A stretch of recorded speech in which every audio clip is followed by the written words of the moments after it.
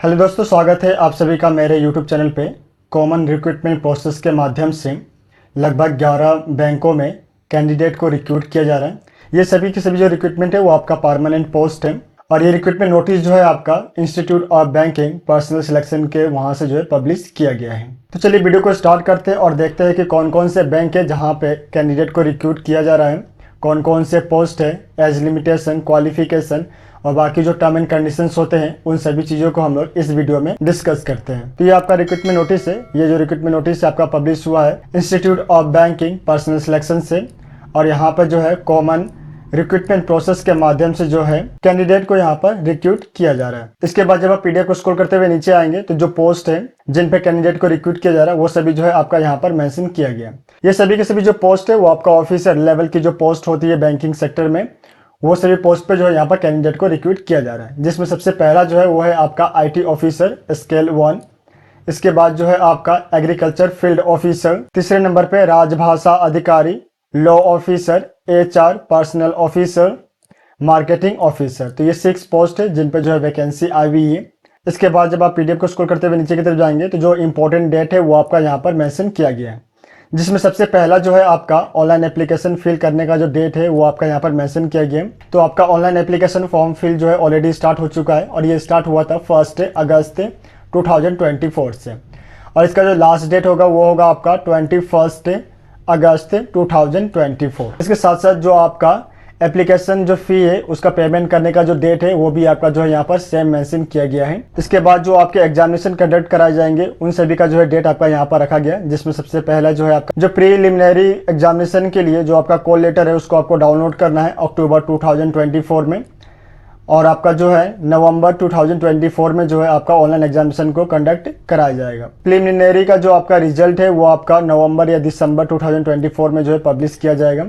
उसके बाद जो आपका मेन एग्जामिनेशन होगा वो होगा आपका दिसंबर 24 में और जो रिजल्ट है वो आपका डिक्लेयर किया जाएगा जनवरी या फरवरी 2025 में।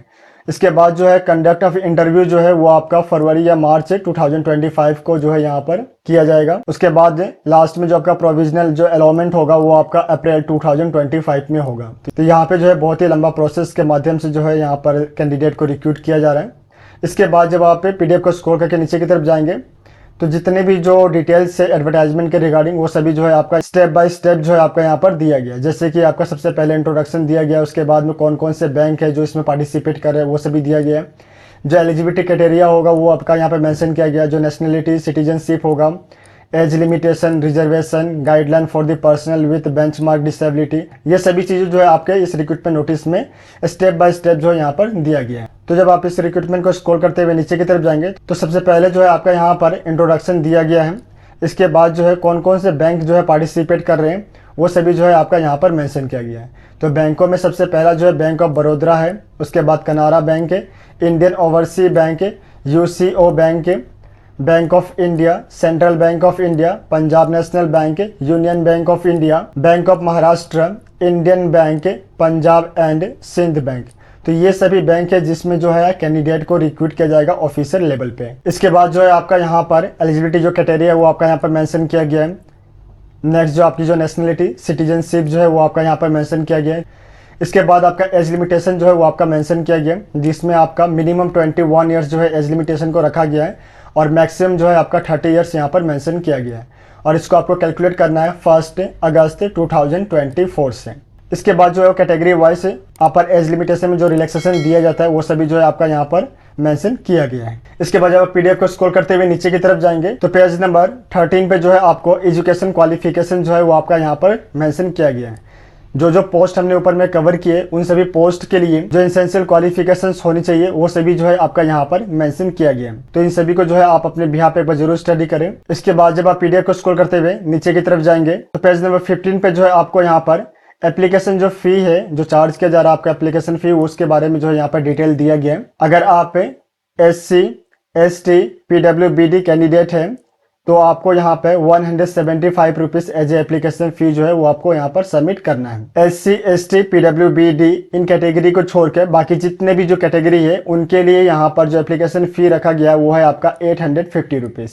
और आपका जो एप्लीकेशन फ़ी है वो आपको ऑनलाइन माध्यम से जो है यहाँ पर सबमिट करना है। नेक्स्ट जो है वो आपका स्ट्रक्चर ऑफ एग्जामिनेशन जो है यहाँ पर मेंशन किया गया है, जिसमें जो है आपका प्रिलिमिनरी जो एग्जामिनेशन होगा उसमें जो आपके सिलेबस होंगे, कहाँ से कितने क्वेश्चन पूछे जाएंगे, वो सभी जो है आपका यहाँ पर मेंशन किया गया। इसी तरीके से जो है आपका मेन एग्जामिनेशन के लिए आपका यहाँ पर सिलेबस दिया गया है। अलग अलग पोस्ट के लिए जो है आपके यहाँ पर सिलेबस जो है मेंशन किए गए हैं। इसके साथ साथ जो टाइमिंग और जो मैक्सिमम मार्क्स है वो सभी जो है आपका यहाँ पर मेंशन किया गया है। इसके बाद जब आप पीडीएफ को स्क्रॉल करते हुए नीचे की तरफ जाएंगे तो पेज नंबर 35 पे जब आप आएंगे तो यहाँ पे तो जो पोस्ट की वैकेंसी आई हुई है उन पोस्ट पे जो है किस बैंक में कितने कैंडिडेट को रिक्रूट किया जाएगा, उनके जो टोटल पोस्ट है उसके जो है एक्सप्लेनेशन जो है आपका यहाँ पर दिया गया है। जैसे आपका बैंक ऑफ बड़ौदा में जो है यहाँ पर एनआर दिया गया। एनआर का मतलब है आपका अभी जो यहाँ की कितनी वैकेंसी है उसको यहाँ पर रिपोर्ट नहीं किया गया। उसी तरीके से जो है हम यहाँ पर देखें पंजाब नेशनल बैंक में जो है आपका एग्रीकल्चर फील्ड ऑफिसर के लिए 46 पोस्ट की वैकेंसी आई हुई है आपकी एससी कैटेगरी में, 23 पोस्ट की वैकेंसी आया हुआ आपका एसटी कैटेगरी में, ओबीसी में जो है आपका 83 पोस्ट की वैकेंसी आया हुआ, ईडब्ल्यूएस में जो है 31 पोस्ट की वैकेंसी आया हुआ है, अनरिजर्व कैटेगरी में जो है आपका 127 पोस्ट की वैकेंसी आया हुआ है और जो टोटल है वो है आपका 310 पोस्ट की वैकेंसी आपका आया हुआ है एग्रीकल्चर फील्ड ऑफिसर के लिए पंजाब नेशनल बैंक में। इसी तरीके से बाकी जितने भी जो अलग अलग जो पोस्ट है जिनकी वैकेंसी आई हुई है उन सभी पोस्ट के लिए कौन से बैंक में कितनी जो रिक्रूटमेंट है वो सभी के डिटेल जो है आपका यहाँ पर दिया गया है। इसी तरीके से बाकी जितने भी जो डिटेल्स है टर्म एंड कंडीशन है वो सभी जो है आपका यहाँ पर मेंशन किया गया है। नेक्स्ट जो है आपका पेज नंबर 36 में आपके जो एग्जामिनेशन सेंटर्स होंगे उनके जो डिटेल्स है वो सभी जो आपका यहाँ पर दिया गया कि कौन से स्टेट में कहाँ पे जो है आपके एग्जामिनेशन होंगे, कौन से सेंटर्स होंगे प्री के लिए और कौन से सेंटर्स होंगे मेन के लिए, वो सभी जो है आपका स्टेट और यूटी और आपका एनसीआर के लिए भी जो है आपका यहाँ पर डिटेल दिया गया है। इसी तरीके से बाकी जितने भी जो टर्म एंड कंडीशंस है जो गाइडलाइंस है वो सभी जो है आपका यहाँ पर मेंशन किया गया है। तो बिफोर अप्लाई आप अपने बिहार पे इस रिक्रूटमेंट नोटिस को एक बार जरूर स्टडी करें, क्योंकि इस वीडियो में ये पूरा रिक्रूटमेंट नोटिस को कवर करना पॉसिबल नहीं है। टोटल जो है 55 पेजेस है इस रिक्रूटमेंट नोटिस में। तो आप अपने बिहार पे बिफोर अप्लाई इस रिक्रूटमेंट नोटिस को एक बार जरूर स्टडी करें। स्टडी करने के बाद ही जो है आप अप्लाई करें। रिक्रूटमेंट नोटिस और वेबसाइट का जो लिंक है उसको मैं आपको डिस्क्रिप्शन में दे दूंगा, तो वहां से जो है आप डायरेक्टली वेबसाइट पर विजिट करके रिक्रूटमेंट नोटिस को डाउनलोड कर पाएंगे। आप सभी को ऑल द बेस्ट। मिलते हैं नेक्स्ट वीडियो में। धन्यवाद।